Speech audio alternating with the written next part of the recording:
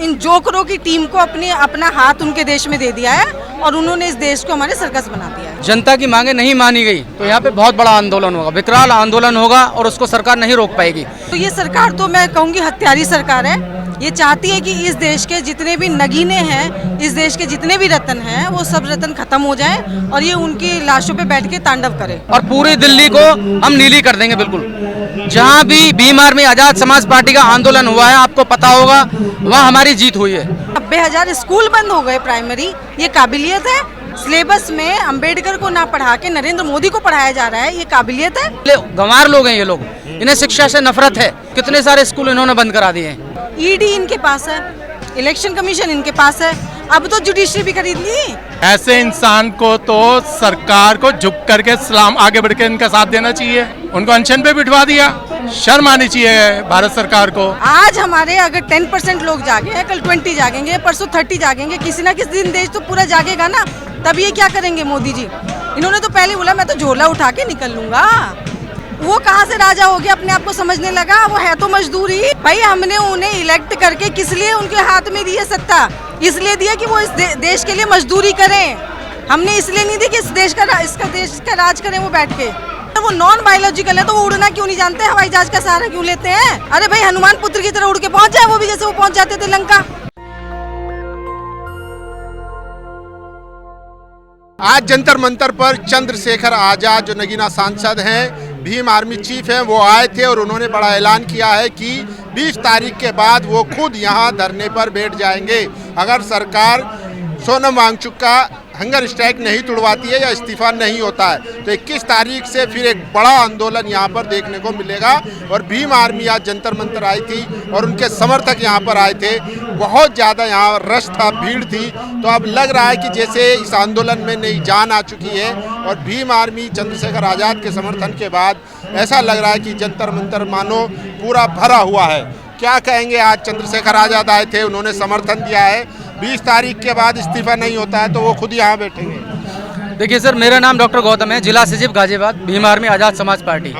माननीय चंद्रशेखर आजाद जी अभी जंतर मंतर आए थे और अपना स्पीच दे के गए। उन्होंने ये वादा किया है कि अगर जनता की मांगे नहीं मानी गई तो यहाँ पे बहुत बड़ा आंदोलन होगा, विकराल आंदोलन होगा और उसको सरकार नहीं रोक पाएगी।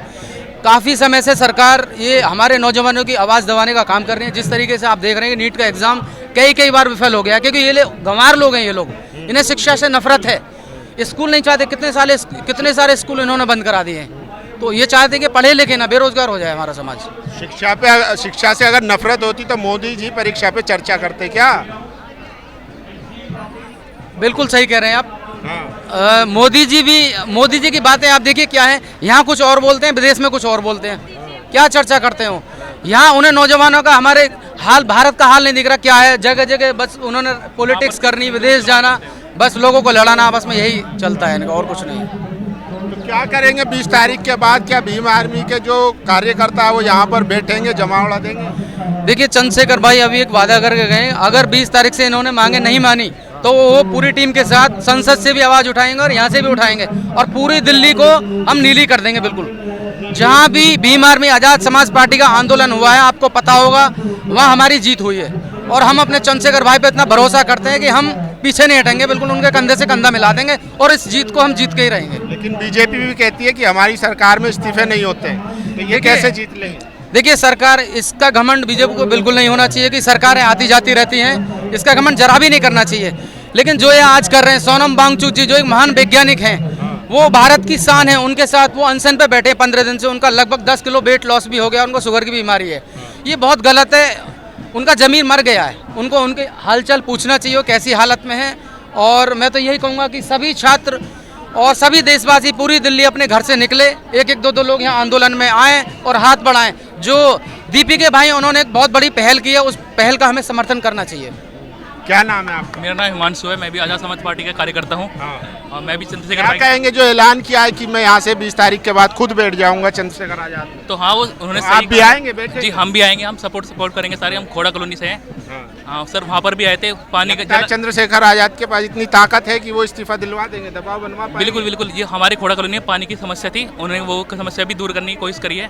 वहाँ पर भी अभी काम चल रहा है, लेकिन वो भी बीजेपी वाले अपना अलग कार्यक्रम करना चाह रहे हैं कि अपना नाम कमाना चाह रहे हैं उनके नाम से। अरे मोदी जी हैं विश्वगुरु आदमी। वो विश्वगुरु किसी काम के नहीं है, वो ना पढ़े लिखे हैं, वो उनकी फर्जी डिग्री है उनके पास, झूठे सबूत हैं उनके पास, सारे कुछ अपने डिग्री के हैं। दिल्ली यूनिवर्सिटी के साथ मिलकर इन्होंने अपनी नकली फर्जी डिग्री बनवाई है, ग्रेजुएशन की और वहाँ पर गुजरात की भी। क्या क्या नाम है सर आपका? विजय नाम है मेरा। आप क्यों आए जंतर मंतर पे? भाई मैं तो सोनम सर के लिए आया हूँ। सोनम सर के लिए? क्यों सोनम सर के लिए? जब सरकार को परवाह नहीं है, किसी और को कोई परवाह नहीं, आपको क्यों परवाह? सरकार को हो जाना उससे मुझे क्या मतलब, मैं तो सोनम सर की इज्जत करता हूँ। ये तो इस देश का दुर्भाग्य है कि इतने बड़े साइंटिस्ट को, इतने बड़े एनवायरमेंटलिस्ट को, इतने बड़े एक्टिविस्ट को यहाँ आज 20 दिन हो गए हंगर स्ट्राइक पे बैठे हैं। 2 सेकंड का काम नहीं है।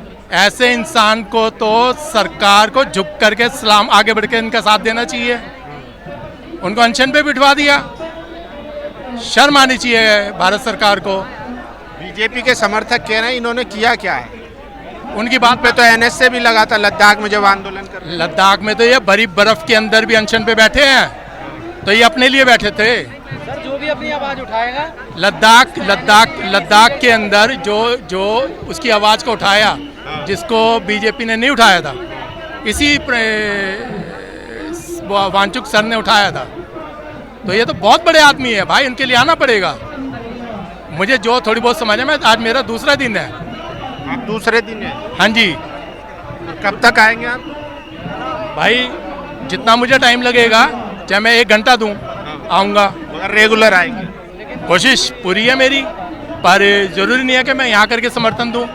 बाहर से जहाँ मैं रहता हूँ वहाँ भी इस बात को आगे बढ़ा सकता हूँ।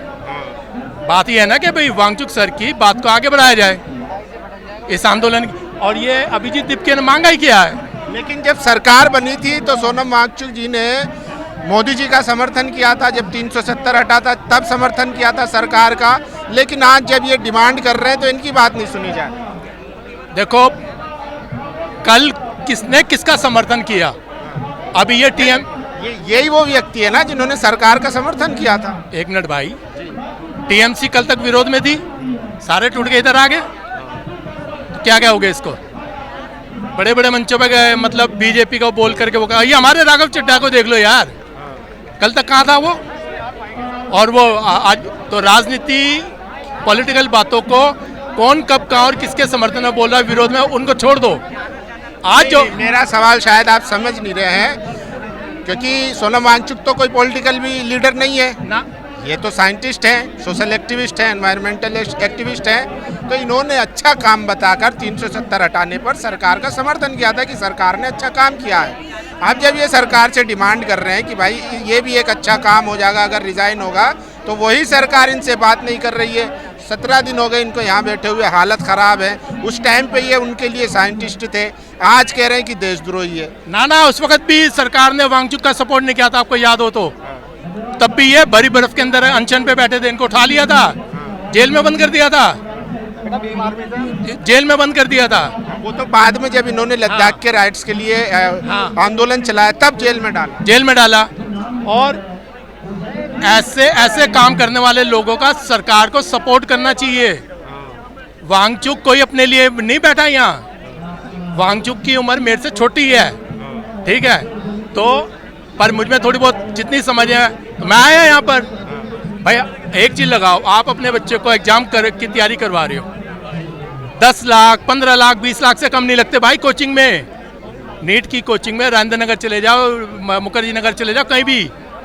अब एक हिसाब लगाओ, आप अपने बच्चे को डॉक्टर बनाना चाह रहे हो, IAS बनाना चाह रहे हो, PCS बनाना चाह रहे हो, आपने तो कर्जा लेके 20 लाख खर्च कर दिए, और वहाँ पता चल रहा है कि 40 लाख में पेपर बिक गया। क्या करोगे? आपके तो सपने टूट गए, आपकी तो उम्मीदें गई, और वो जो 20 बच्चे जो मरे हैं वो यही तो कारण है, और क्या?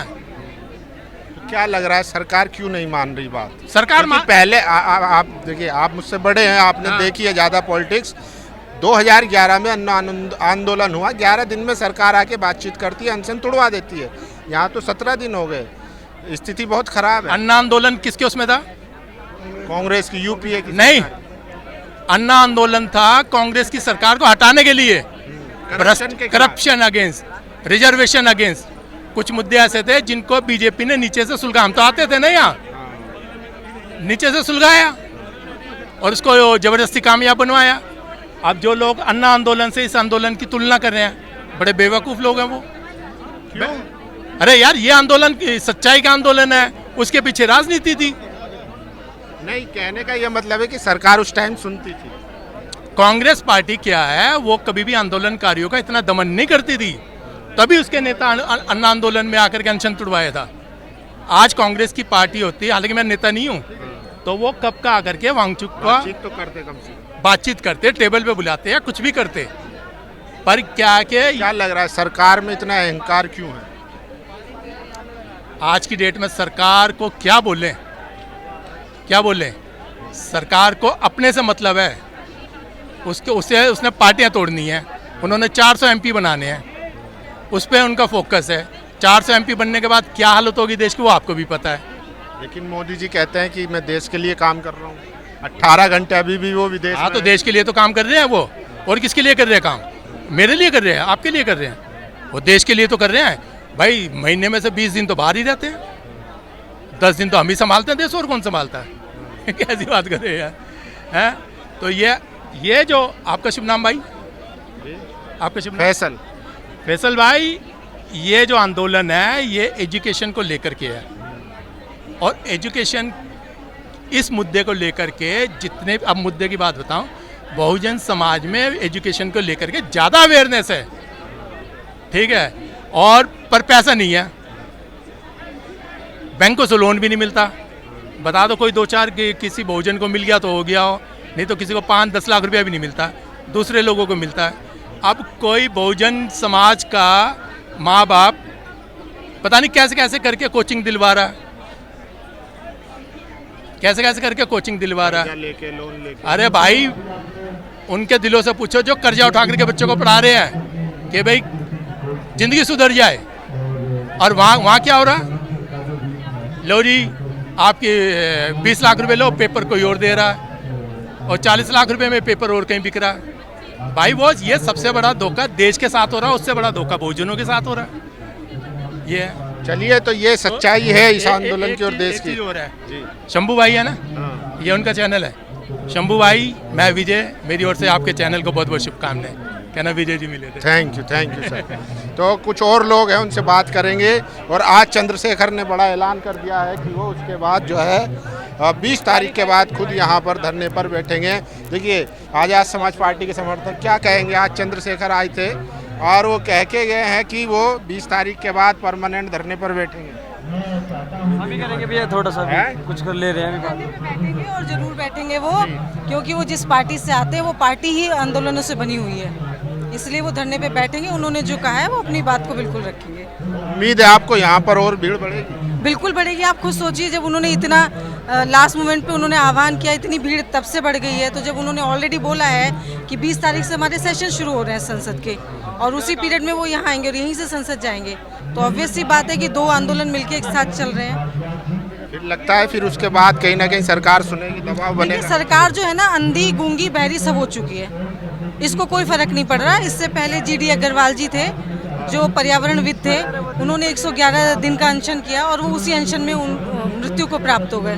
तो ये सरकार तो मैं कहूँगी हत्यारी सरकार है। ये चाहती है कि इस देश के जितने भी नगीने हैं, इस देश के जितने भी रत्न हैं, वो सब रत्न खत्म हो जाए और ये उनकी लाशों पे बैठ के तांडव करे। ये सरकार का यही रवैया, और कुछ नहीं। उसको कोई फर्क नहीं पड़ता बच्चे मरे, उसको कोई फर्क नहीं पड़ता वैज्ञानिक मरे, उसे कोई फर्क नहीं पड़ता महिलाएं मरे, उसको अपने पेट भरने से मतलब है। जितने भी तरह के वहाँ पे घोटाले हुए हैं, जो भी आज इस सरकार के जो मंत्री हैं, दुनिया भर की जो इन लोगों ने मुहिम छेड़ के अपने बच्चों को पालने के लिए पूरे देश को इन्होंने निशाना बना रखा है, तो उस बात से आप समझ सकते हैं कि हर एक के 2-2 बच्चे हैं और उसके लिए उन्होंने पूरे देश के बच्चों का सत्यानाश कर रखा है। लेकिन इसी सरकार में सोनम वांगचुक शुरू में मोदी जी के समर्थन में थे, तब खूब फोटो खिंचवाते थे इनके साथ और इनका इस्तेमाल भी किया जाता था। लेकिन आज जब ये अपने हक के लिए स्ट्राइक कर रहे हैं तो कोई मिलने भी नहीं आ रहा। धर्मेंद्र प्रधान खुद इनके फैमिली और इनके साथ फोटो खिंचवाते हैं। जब सोनम वांगचुक ने स्टार्टिंग में उनसे ये उम्मीद बांधी थी कि जो भी सत्ता में सरकार होगी, उस सरकार के पास हमें अपनी बात कहनी चाहिए, तो जब वो सरकार आई थी, उन्होंने अपनी बात कहने के लिए जब उनके पास गए तो वो तो पूरा प्रोटोकॉल फॉलो कर रहे थे। एक नागरिक होने के नाते अपने देश की सरकार से ही कोई बात करेगा ना, तो वही तो किया उन्होंने। अब उन्हें क्या पता था कि ये सरकार ऐसी है, धोखेबाज सरकार है।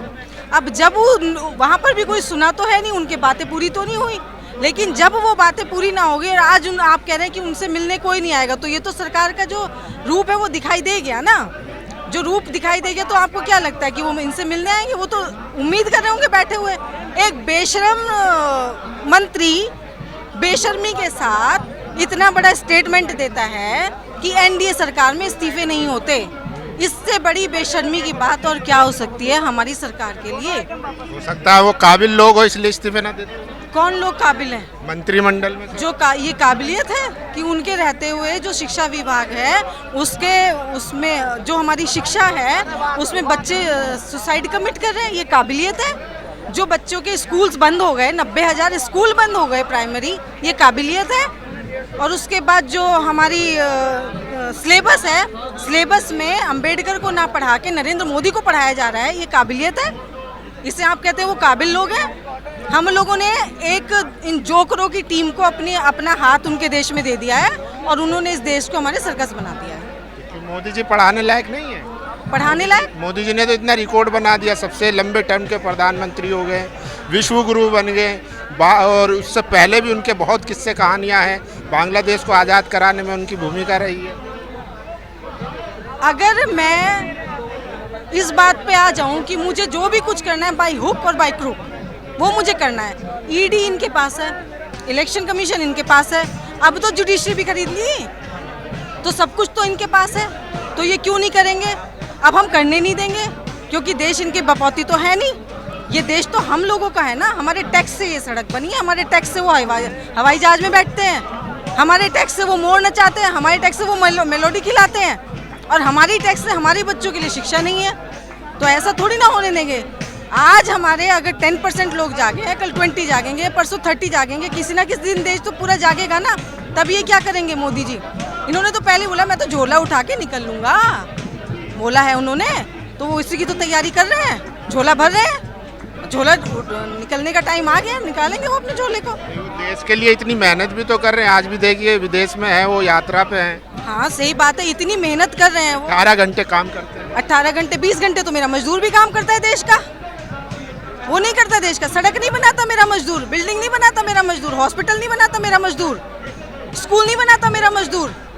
आप बताओ, वो इतनी मेहनत कर रहे हैं, उसका नाम नहीं लेंगे मोदी जी। उसमें एरोप्लेन में मोदी जी को मजदूर बनाएंगे कि अरे वो मजदूरों से, वो है तो नौकर ही, वो कहाँ से राजा हो गया अपने आप को समझने लगा? वो है तो मजदूर ही भाई। हमने उन्हें इलेक्ट करके किस लिए उनके हाथ में दी है सत्ता?